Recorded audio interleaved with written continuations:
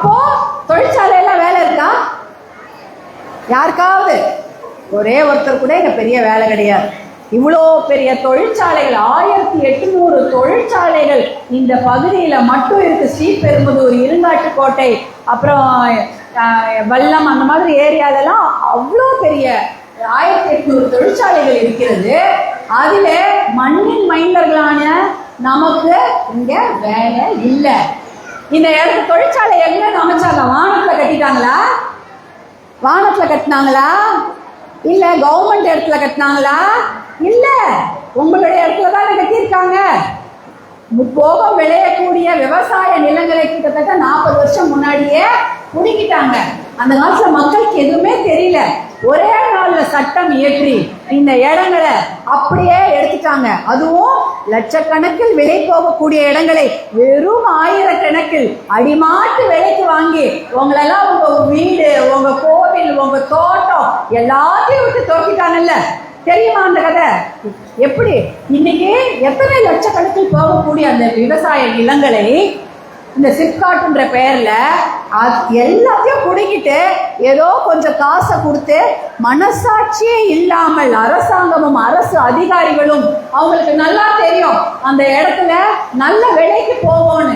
ஆனா market value, guideline வேல்யூன்னு புதுசா பேரை சொல்லி அந்த மார்க்கெட் வேல்யூ அரசாங்க விலைக்குன்னு சொல்லி இருக்கிறதுலே அடிமாட்டு விலைக்கு ஏழைகளுடைய நிலங்களை பிடிங்கி அப்படியே பெரிய பெரிய கம்பெனிக்கு தார வச்சுட்டாங்க. அப்ப கூட நீங்க என்ன நினைச்சிருப்பீங்க? அந்த காசும் வந்த காசு கடனுக்கே போயிட்டு இருக்கோம், அப்பயே செலவாயிடும். அது என்ன 2 வருஷம் இருந்திருக்குமா, இல்ல 3 வருஷம் இருந்திருக்குமா, இல்ல 5 வருஷம் கூட வச்சு அந்த காசை வச்சிருந்திருப்பீங்க. அதுக்கப்புறம் என்ன பண்ணுவீங்க? தெரிஞ்சது விவசாயம், விவசாய தொழில் போயிடுச்சு. அடுத்தது இந்த தொழிற்சாலைகள்ல வேலை கொடுப்பாங்கன்னு நினைச்சிருப்பீங்க. ஐயோ, நம்ம தான் சேத்துலயும் மண்ணுலயும் காலை வச்சு இவ்வளோ கஷ்டப்படுறோமே, நம்ம பிள்ளைங்களாவது அந்த மாதிரி வெயில் மழை எதுவும் இல்லாம வெள்ளை வேட்டி, வெள்ளை சட்டை, மடிப்பு கலையாத சட்டை போட்டுட்டு வெள்ளை பேண்ட் போட்டுட்டு ஒரு நல்ல உத்தியோகத்துக்கு போகணும், ஆஃபீஸ் வேலைக்கு போகணும்னு நினச்சிருப்பீங்க.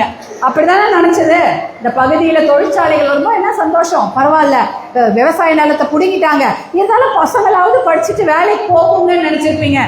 அந்த வேலையும் கிடையாது. இந்த பகுதியில் யாருக்குமே நிலம் கொடுத்தவர்களுக்கோ இந்த பகுதியை சேர்ந்த மண்ணின் மைந்தவர்களுக்கு வேலை கொடுக்கல தானேம்மா? இவ்வளோ பெரிய தொழிற்சாலையில வேலை கிடைக்கல. இங்க 1000 பேர் மண்ணின் மைந்தர்கள் இருந்தா 2000 பேர் வெளியூர்ல இருந்து வந்தவங்க தான் இருக்காங்களாம். 100 பேர் வேலை கிடைச்சாங்கன்னா 80 பேர் வெளி மாநிலத்திலிருந்து வராங்க. 20 பேர் தான் தமிழாளுங்க வேலை செய்யறாங்க. அதுவும் ஹவுஸ் கீப்பிங், ஒரு வாட்ச்மேன், அந்த மாதிரி வேலை தான் கொடுத்துருக்காங்க. பெரிய வேலையெல்லாம் கொடுக்கவே இல்லை. அப்புறம் கேட்டா என்ன சொல்லுவாங்கன்னா, ஐயா அவங்க நல்லா ஹார்ட் ஒர்க் பண்றாங்க, வெளி மாநிலத்திலிருந்து வந்தவங்க நல்லா ஹார்ட் ஒர்க் பண்றாங்க, 6 மணிக்கே வேலை செய்யறாங்க, 5 நாட்களும் வேலை செய்யறாரோ, குடிக்கவே மாட்டாங்க அப்படிங்கிற விஷயத்தெல்லாம் சொல்றாங்க. இந்த மக்களை குடிகாரர்களாக ஆக்கியது யார்? இந்த அரசாங்கங்கள் தானே. குடிகாரர்களா அவங்கள ஆக்கிட்டு அவங்க வேலைக்கு போகலன்னா என்ன அர்த்தம்? குடிக்கடையெல்லாம் இல்லைன்னா அவங்க நல்லபடியா படிச்சு வேலைக்காவது போயிருப்பாங்க. அந்த வேலையும் கெடுத்துட்டீங்க. இப்ப ஹுண்டாய் கம்பெனி இருக்கு, அது கிட்டத்தட்ட 2000-3000 ஏக்கர், அதுக்குள்ளேயே அவ்வளோ ஏரி இருக்கு. அந்த கம்பெனியில 1000 அடிக்கு போர் போடுறாங்க. ஒரு தனியார் கம்பெனிலையுமே போர் போடக்கூடாது என்ற சட்டம் இருக்கிறது. போரே போடக்கூடாது. எந்த தனியார் கம்பெனிலும் போர் போட முடியாது. விவசாயி தான் அவங்க நிலத்துல போர் போட்டுக்கலாம். ஆனா தனியார் கம்பெனியில போர் போடக்கூடாது என்ற சட்டம் இருந்தும் 1000 அடிக்கு போர் போட்டிருக்கிறாங்க. ஒரு கம்பெனியில போர் போட்டிருக்காங்க. அப்ப சுத்தி இருக்கிற தண்ணியெல்லாம் எங்க போகும்? போர் போட்டா என்ன ஆகும்? 1000 அடிக்கு போர் போட்டா நிலத்தடி நீர் அத்தனையும் அந்த கம்பெனி உறிஞ்சிடும். அப்புறம் விவசாயம் பண்ண முடியுமா? இல்ல குடிக்கிறதுக்கு நல்ல தண்ணி கிடைக்குமா?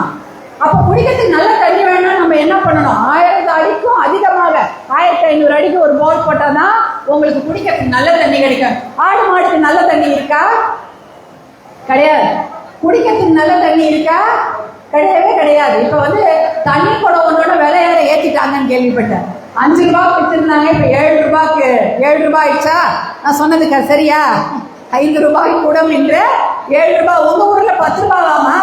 10 ரூபாய்க்கு விற்குதா? 10 ரூபாய். அதாவது ஏரி மாவட்டம், அவ்வளவு ஏரி குளங்கள் கிணறுகள் உள்ள இந்த மாவட்டத்துல குடம் தண்ணிய விலைக்கு வாங்க வேண்டிய அவல நிலைமைக்கு நம்மளை கொண்டு வந்து விட்டுருக்குறாங்கன்னா இவங்க என்ன அரசாங்கம் நடத்துறாங்க?